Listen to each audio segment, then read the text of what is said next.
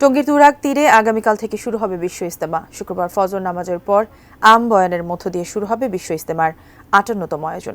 প্রথম পর্বের ইজতেমায় অংশ নিতে ইতোমধ্যে তুরাগ পাড়ে জামায়াত হতে শুরু করেছেন ধর্মপ্রাণ মুসল্লিরা। এই মুহূর্তে সেখানে আছেন সহকর্মী মনিরুল ইসলাম মিন্টু। বিস্তারিত জানতে সরাসরি যুক্ত হচ্ছে তার সঙ্গে।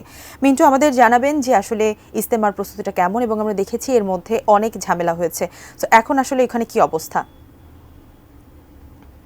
এবার হবে কিনা সেটি নিয়ে কিন্তু এক ধরনের সংশয় ছিল, কিন্তু আসলে শেষ পর্যন্ত বলা যায় যে সব সংশয়কে পেছনে ফেলে আগামীকাল ফজর নামাজের পর আমবয়ানের মধ্য দিয়ে যে বিশ্ব ইজতেমা ৫৮তম বিশ্ব ইজতেমার আনুষ্ঠানিকতা প্রথম পর্ব সেটি শুরু হতে যাচ্ছে, এবং সেজন্য গত কয়েকদিন ধরেই মুসল্লিরা আসছেন এবং বিশ্ব ইজতেমা ময়দান যে ১৬০ একরের যে মূল ময়দান, সেই মূল ময়দান থেকে তারা প্রস্তুত করেছে, এবং আগামীকালকে যে প্রথম পর্বে অংশ নেওয়ার জন্য লাখো মুসল্লি কিন্তু তুরাগ তীরে ছুটছেন। আমরা একটু ময়দানটিকে একটু দেখাতে চাই। আমরা দেখছি যে কহর দরিয়া খ্যাত এই বিশ্ব ইজতেমা ময়দানের যে সড়কগুলো রয়েছে, যে রাস্তাগুলো রয়েছে, সেই রাস্তাগুলো দিয়ে বিভিন্ন জায়গা থেকে, বিভিন্ন জেলা থেকে মুসল্লিরা আসছেন এবং তারা খিত্তায় ভাগ হয়ে তারা অবস্থান করছেন।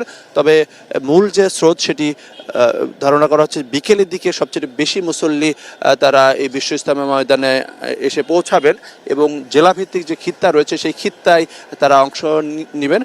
তবে আগামীকাল থেকে আনুষ্ঠানিকতা সেটি শুরু হলেও ইতিমধ্যে কিন্তু মুসল্লিরা যারা এসেছেন তারা খিত্তায় ভাগ হয়ে তাদের মতো করে তারা তালিম করছেন।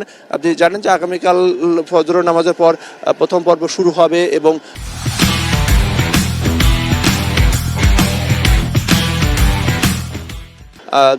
দুই তারিখে সেটি আখেরি মোনাজাতের মধ্য দিয়ে প্রথম পর্ব শেষ হবে, এবং ৩ তারিখেই কিন্তু আবার দ্বিতীয় পর্ব সেটি শুরু হবে, এবং ৫ তারিখে দ্বিতীয় পর্বের যে আখেরি মোনাজাত সেটি অনুষ্ঠিত হবে। এবার মূলত সুরায়ে নিজামি বা জুবাইরপন্থীদের যারা অনুসারী তারাই এই দুই পর্বে অংশ নেবেন, এবং প্রথমবারের মতো বাংলাদেশে এই যে বিশ্ব ইজতেমা সেটি ৩ পর্বে অনুষ্ঠিত হবে। মৌলানা সাদ কান্দালভি যারা অনুসারী রয়েছেন তারা আগামী ১৪, ১৫, ১৬ এই ৩ দিন তারা বিশ্ব ইজতেমা পালন করবেন। সব কিছু মিলে বলা যায় যে বিশ্ব ইজতেমা ময়দানের যে শুরুর আগের যে প্রস্তুতি, সেই প্রস্তুতি সম্পন্ন হয়েছে। এখানে সব ধরনের যে ব্যবস্থাপনা, সেই ব্যবস্থাপনা রাখা হয়েছে যে গাজীপুর পুলিশের পক্ষ থেকে এবং ঢাকা মেট্রোপলিটন পুলিশের পক্ষ থেকে, এবং যে সেবা সংস্থাগুলো রয়েছে তারা কিন্তু কাজ করছে।